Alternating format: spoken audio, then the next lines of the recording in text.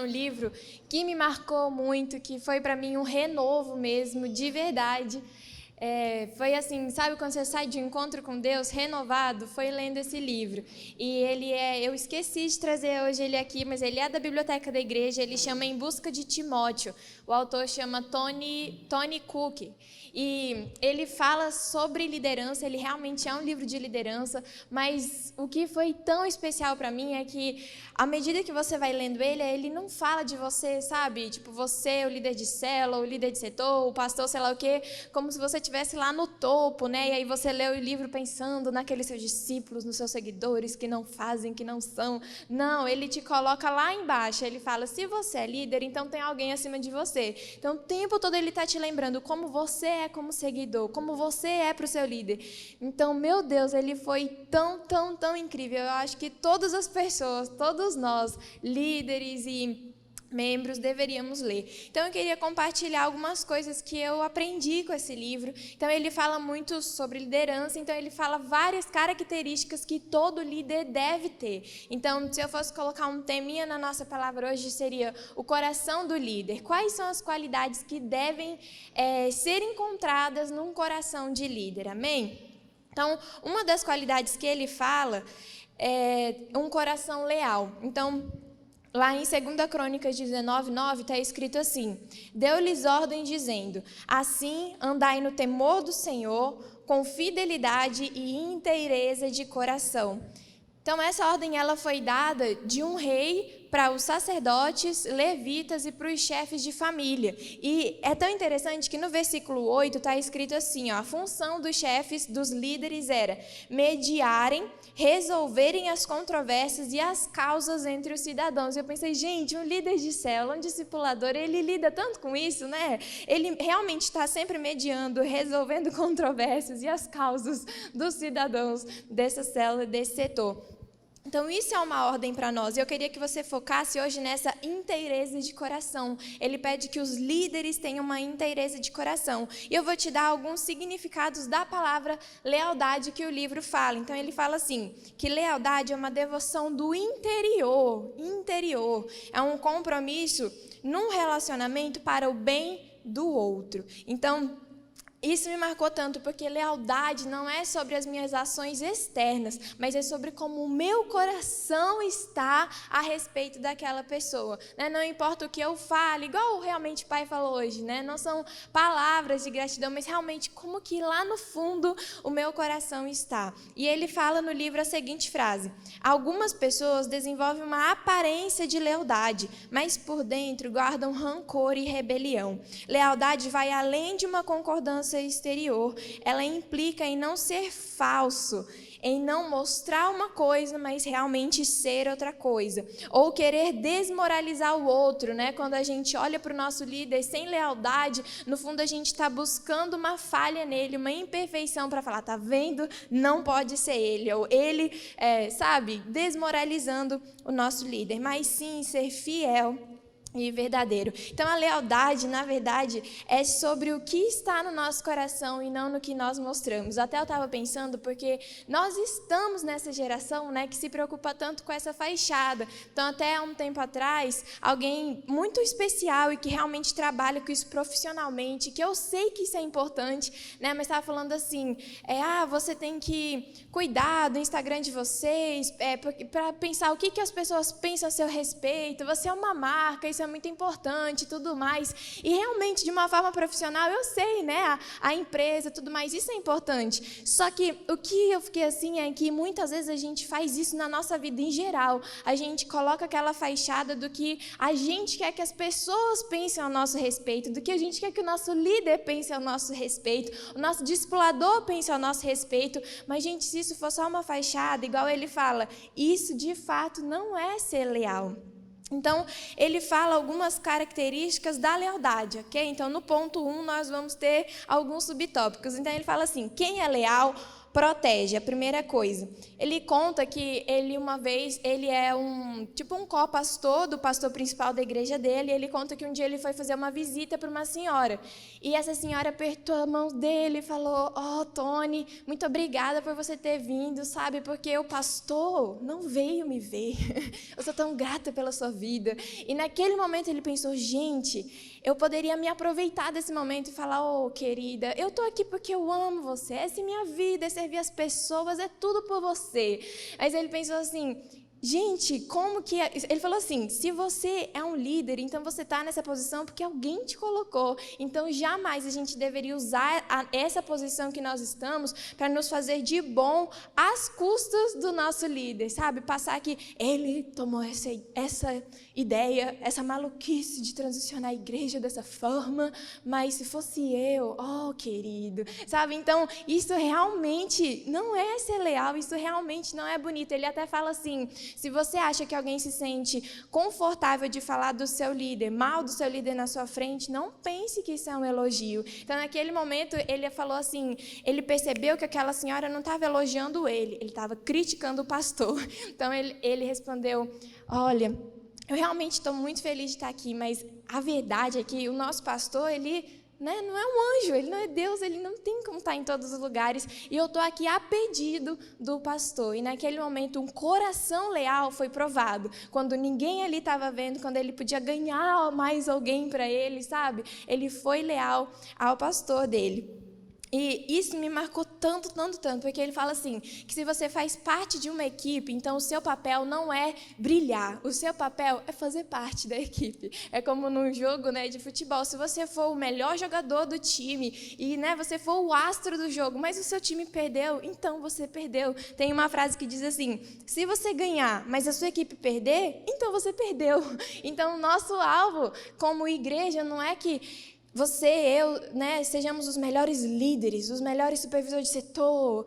Eu vou ser o supervisor de área número 1. Não, eu vou ser parte do time, eu vou cumprir a minha missão e eu vou dar o meu melhor nisso. Amém? Outra coisa legal que ele fala sobre isso, ele lembra assim, que é importante a gente lembrar que a lealdade não é cega, Então não é porque você é leal que você tem que proteger tudo e tudo mais, não nesse sentido, mas ele fala algo que eu achei tão interessante. Ele fala assim, que muitas vezes quando a gente discorda do nosso pastor, ou do nosso líder, ou do nosso discipulador, geralmente não se trata de nada que está quebrando princípios, não se trata de nada imoral, antiético, não, às vezes é só se você estivesse naquela posição, você tomaria uma decisão diferente, mas se não está quebrando algum princípio da palavra de Deus, então ele fala, então siga com lealdade ao seu pastor. Amém? Então, o primeiro ponto, primeiro subponto, que lealdade protege o seu líder. A segunda coisa rapidinho é que lealdade é uma âncora. Então, vamos ler essa frase junta que fala assim, sempre haverão frustrações. A lealdade permite que, nesses momentos, você seja capaz de colocar as suas energias em resolver o conflito e não em fugir ou desistir. Então, se eu sou realmente leal, sempre vai ter problemas, sempre vão ter momentos difíceis, mas se eu sou leal, isso vai me manter firme naquele momento, vai ser uma âncora. Ele até usa no livro o exemplo de um casamento, que se eu já fiz aqueles votos, eu já fiz aquelas decisões, quando aparecer a primeira frustração, eu não vou fugir, eu vou falar, não, eu sou leal de verdade. Então, a lealdade, ela junta suas energias em resolver o conflito, não em fugir dele. A terceiro subtópico, ele fala que a lealdade leva a transições positivas. Então, ele fala assim, que a nossa vida é realmente feita de ciclos. Não é porque eu sou leal que eu vou estar sempre servindo ao mesmo líder, ao mesmo discipulador, às vezes muda.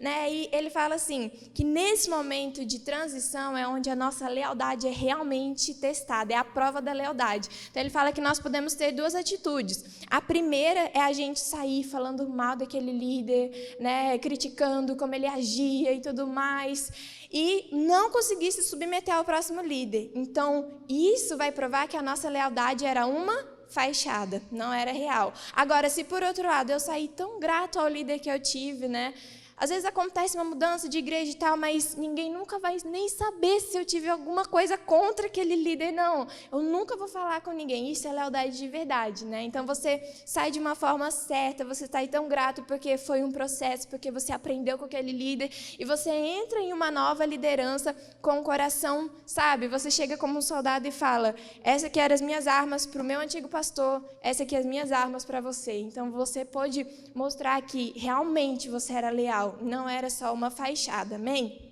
Então, a primeira característica do coração do líder é lealdade, é você ser puro. Eu até estava procurando essa palavra puro, né? E sabia que um dos sinônimos de pureza é transparência? Então, quando alguém olha, para muitas pessoas ele vê uma fachada, mas isso é uma pessoa impura, que tem um coração impuro, que você não está vendo quem ela realmente é. Mas quando uma pessoa tem um coração realmente puro, é transparente. Você olha e você vê quem ela realmente é. Quando ela fala, quando ela te elogia, quando ela fala alguma coisa, é puro. Ela não está falando para fingir, para o que você vai pensar, ela está falando porque isso está no coração dela. Né? Quando a gente age, serve em algum lugar, não é uma fachada, não, se for um coração puro, é um coração transparente. A ação dela significa realmente a ação dela, ela está fazendo aquilo de todo o coração.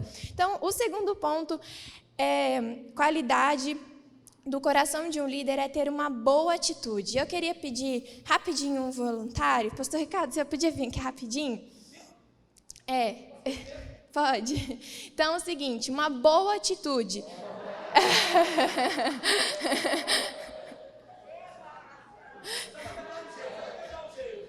Então, uma boa atitude, antes de te mostrar qualquer conceito ou qualquer sinônimo de uma boa atitude, eu vou te mostrar na prática o que é ter uma boa atitude. Então, o senhor pode ficar aqui do meu lado, por favor, assim. Então, o pastor Ricardo, ele vai ser a pessoa que tem a boa atitude, ok? E eu vou ser uma pessoa que tem uma má atitude. Então, o que aconteceu na nossa vida é que nós éramos muito leais.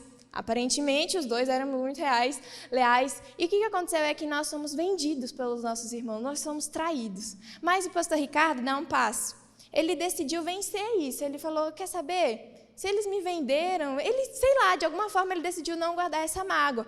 Ah, meu irmão, mas me vendeu depois de tudo que eu levava comida para você enquanto você estava no sol, eu ia correndo. Jamais eu aceito uma coisa dessa. Mas aí também, depois de tudo isso, como se não bastasse, nós somos escravos, e nós tínhamos uma promessa de ser rei, de governar uma nação, mas ele foi escravo, e ele decidiu que se ele fosse ser escravo, então ele ia ser o melhor dos escravos. Mas eu achei ridícula essa decisão, porque será que ninguém sabe que o meu chamado é grandioso? Então eu tive uma atitude muito errada, e assim sucessivamente, o pastor Ricardo sempre teve uma atitude boa e sempre foi prosseguindo e prosseguindo, até que ele foi coroado como governador, como o maior dos líderes, como o cabeça. Mas eu, tá repreendido em nome de Jesus, tive sempre uma atitude tão ruim de questionar de por que essa pessoa fez isso comigo e tudo mais. Obrigada, pastor Ricardo.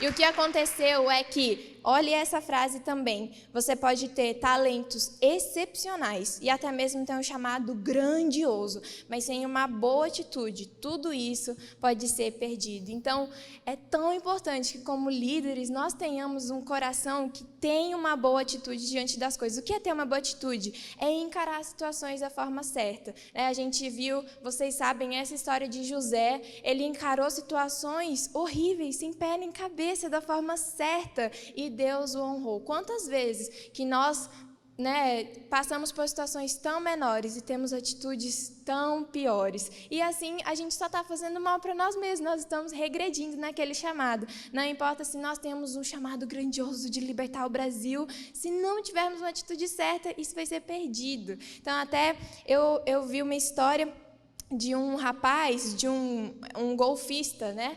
Acho que é assim que fala. Ele joga golfe profissionalmente, tem um campo que eu não sei o nome, que é super famoso, é o sonho de todo jogador de golfe, e ele estava ali com seu assistente, era tipo uma temporada de jogos, e ele falou assim para o assistente dele, esse profissional, né? Ele falou, olha, nesse campo ele é perfeito, os caras trabalham aqui todos os dias, eles tratam esse gramado como uma noiva, você não vai achar nem uma erva daninha nesse lugar. E aí fala que depois de 5 dias deles rodando todo o campo e o campeonato acontecendo e tudo mais, de repente o assistente dele grita, eu achei uma!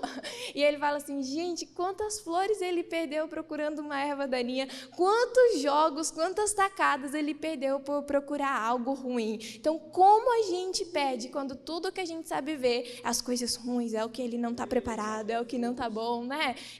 E uma coisa interessante, quando a gente perde essa admiração pelo nosso líder, pelo nosso, né, quem está acima de nós, a gente também perde de receber dele. Foi isso que aconteceu com Jesus. As pessoas olharam para ele e falaram, eu vi esse menino crescer, ele jogava bola com meu filho.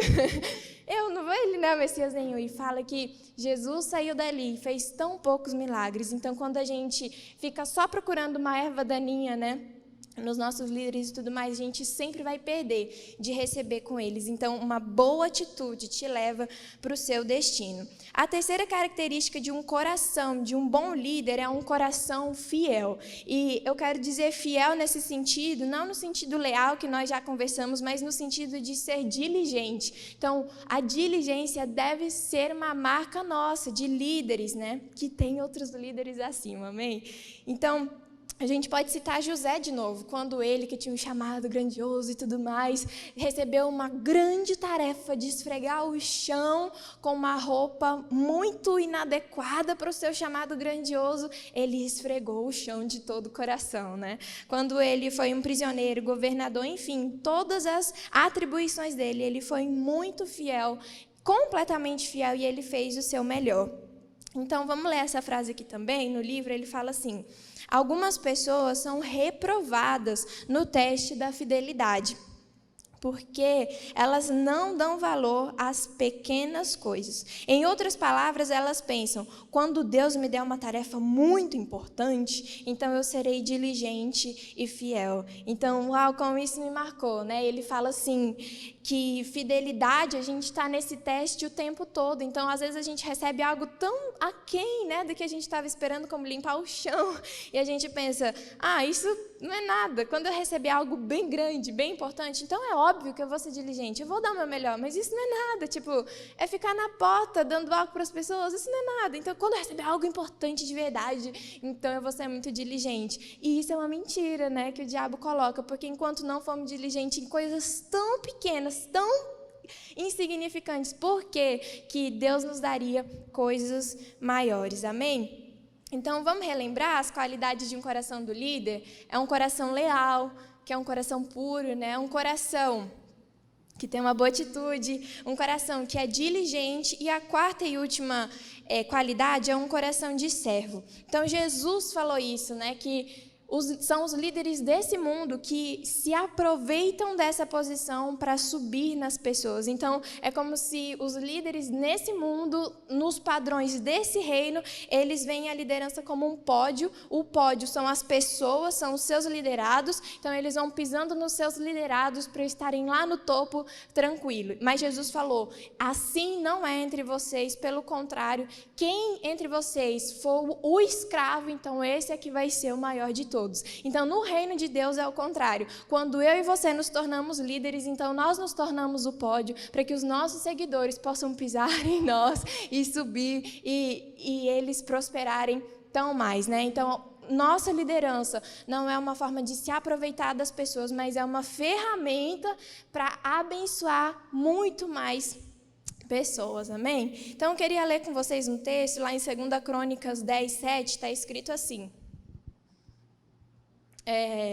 Esse foi o conselho que o rei Roboão recebeu, e quando eu li esse texto eu falei, meu Deus, foi um conselho para mim, é um conselho para todos os líderes, e eu creio assim, que se foi um conselho, e a Bíblia mostra que era o conselho certo, então eu acredito que era o conselho que Deus nos daria como líderes, e está escrito assim, se você for um servo para esse povo e considerar suas necessidades, responder com compaixão, resolver questões com eles, eles acabarão fazendo qualquer coisa por você. Então, sirva as pessoas, sirva os seus, e eles acabarão fazendo qualquer coisa para vocês. A gente viu a história de Davi, né, que como ele restaurou pessoas que eram menosprezadas e realmente desprezadas ali na sociedade, e ele serviu aquelas pessoas, ele deu um futuro para aquelas pessoas, e realmente aquelas pessoas fizeram qualquer coisa por eles inclusive correram perigo de vida por causa daquele líder. Então, às vezes a gente pensa que para ser um bom líder a gente precisa ser mais cheio dessa autoridade, né, e falar, mas assim, ou dar mais ordens para as pessoas, algo assim. Mas realmente existem ordens, realmente existe uma autoridade, mas não como a gente imagina, sabe? Se como líderes nós servíssemos as pessoas que estão com a gente, como ele fala, resolver as questões com ele, responder com compaixão, se nós fôssemos o servo deles, então essas pessoas serviriam a nós, né? Amém? Então, lá no livro, algo que me marcou muito também é que ele fala assim, que às vezes, quando a gente vai se tornando líder, ou a própria igreja, né, que tem muitos departamentos, muitos ministérios, então a gente começa a ter aquela atitude de achar que uma tarefa é pequena demais para a gente, né? Por exemplo, eu já sou líder, então, essa tarefa de estar nesse ministério, eu já passei disso, né? Cuidar de criança, eu já passei por isso. Não estava chegando na igreja, eu servia, mas agora eu sou líder, né? E a gente começa a ter uma atitude como se tivesse tarefas que fossem pequenas demais para a gente, né? Isso é realmente um orgulho no nosso coração, né? Então, ele fala, não é porque você cresceu com uma posição que você vai deixar de servir as pessoas. A gente vê que Jesus, que foi o maior, ele se ajoelhou diante daqueles que traíram ele, né? Daqueles que o abandonaram, de tantas pessoas, ele se abaixou, o rei do mundo, né, para conversar face a face com uma criança. Então, será que tem algo que é realmente tão pequeno para a gente? Será que a gente realmente está muito melhor agora porque nós somos líderes? Não, a gente precisa desse coração verdadeiramente servo, né? Igual a gente falou, um coração que é puro, quando ele serve, ele não serve de fachada, ele serve porque ali no coração dele existe esse anseio e esse desejo. O D.L. Moody diz o seguinte: a medida de um homem não é quantos servos ele possui, mas quantos homens ele serve. Então, nem preciso explicar. A sua grandeza não é quantas pessoas tem embaixo de você para quantos pódios, né? Quantos degraus. Não, é o quanto você se faz de degrau para as pessoas subirem, se aproveitarem, digamos assim, de você. E para terminar, eu queria te contar essa história que ele conta no livro. Ele conta que um rapaz, ele tinha acabado de se formar num seminário de uma faculdade muito, muito conhecida nos Estados Unidos.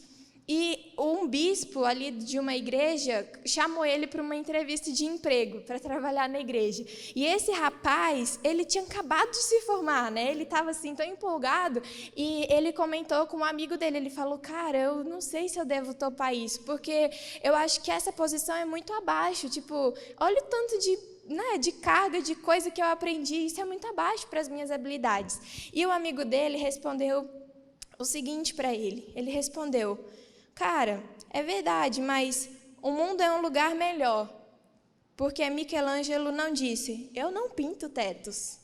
E o autor continuou falando assim, o mundo é um lugar melhor, porque Noé não disse, eu não gosto de arca nem de animais. O mundo é um lugar melhor, porque Davi não disse, eu não gosto da ideia de enfrentar um gigante. O mundo é um lugar melhor, porque Maria não disse, eu não gosto da ideia de virgens dando à luz. O mundo é um lugar melhor, porque Jesus não disse, eu não gosto da ideia de ir para a cruz. Para quais tarefas, desafios ou ordens você já disse, eu não gosto? Então, como me marcou isso, né? O autor estava falando de que o mundo é um lugar melhor, porque alguém topou um desafio que ele pensou, eu não sou capaz disso, mas o mundo foi um lugar melhor. O mundo é um lugar melhor porque alguém recebeu um pedido quase ridículo de, você poderia pintar o teto dessa igreja? Que? Está menosprezando a minha arte. Eu não pinto tetos. Mas porque ele topou um desafio, talvez que ele tivesse achado um insulto. O mundo é um lugar melhor. O mundo é um lugar melhor, né? Por todas essas coisas que aconteceram, de pessoas que pensaram, essa atribuição talvez ela é pequena para mim. Talvez é uma humilhação para mim. Mas o mundo é um lugar melhor, porque essas pessoas falaram, beleza, eu topo, mesmo que eu tenha o chamado de ser um governante, eu topo limpar o chão, mesmo que eu tenha, sabe? E, enfim, essa história me chamou muita atenção, e que o mundo seja um lugar melhor, porque cada um de nós diz sim para cada desafio, né? E mesmo que você pense, nossa, mas isso é humilhante, mas o mundo pode ser um lugar melhor, porque você se colocou nas mãos de Deus para passar por um processo desse, porque você teve uma boa atitude e isso te levou até seu destino, né? O mundo pode ser um lugar melhor por causa das nossas atitudes, por causa de um coração de um líder que é leal, que é fiel, que tem uma boa atitude e que é um servo. Então, é isso, pessoal. Deus abençoe.